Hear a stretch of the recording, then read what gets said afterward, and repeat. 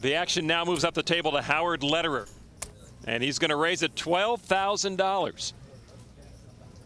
As we move around, Darden folds. Next in line, Chris Moneymaker. Chris Moneymaker, interestingly, had never played in a live tournament before coming to the World Series. He paid $40 to participate in an online tournament, and he won his $10,000 seat into the World Series by winning that tournament online. And here he is in Las Vegas, staring down two of the biggest names in the game, Howard Lederer and Johnny Chan. Yeah, we just heard him say that he's not going to back down, and in fact, we're seeing him stare them down. He says he's learned a lot from both of these players over the years, and he's using their techniques on them right now. You know it's up to you, right? Yeah. Didn't even know I had a hand. I'm sorry. Or is he? I think he just forgot to play, Norm. You're staring at him. I'm thinking, what? You're looking into his soul or what?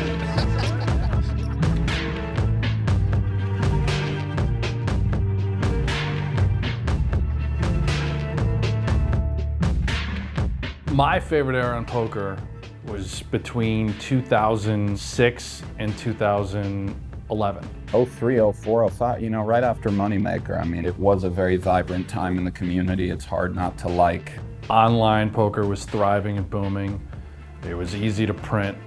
It was also the poker boom. So poker as an industry was growing rapidly and expanding beyond what it had previously known. So it was more of like a free-for-all for problem solving back then. It was a much more primitive game.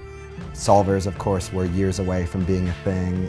Psychology was a much more important aspect. Gotcha. It was really like a battle of wits. To me, that was just like the most fun I ever had playing poker. A 10 and only a 10 will save Cunningham. And now the river card. It's a 3! Jamie Gold slays his biggest opponent. A lot of people in the heyday of poker in the beginning could get by being mediocre poker players because there were a ton of recreational players. Somebody who knows poker right now, if you explain to them what the games were like back then, they would just say, no way, you're exaggerating. It was really that ridiculous. The games were so unbelievably easy to beat. I was playing online poker and just making all my money online that I was making annually as a teacher in like a weekend. I thought that I would just win $1 million in tournaments every year, and back then there was a lot more hope of having this huge career. If you're sitting on the sidelines and you're seeing the money being won, maybe you've even had some success at some level, the idea that you could make a living and get into this world has to be pretty appealing. I was doing well for a long time before I considered myself a professional. I really just decided I was a professional because I wasn't doing anything else. It was never a conscious decision, I think. This is what I want to do as a career. I didn't go to high school, I didn't go to college, and I sort of realized, like, I guess I'm kind of a professional poker player. I guess it's sort of what I do. Full house, Chris Moneymaker eliminates Sam Farhall, and in a very swift and unlikely manner is atop the poker world.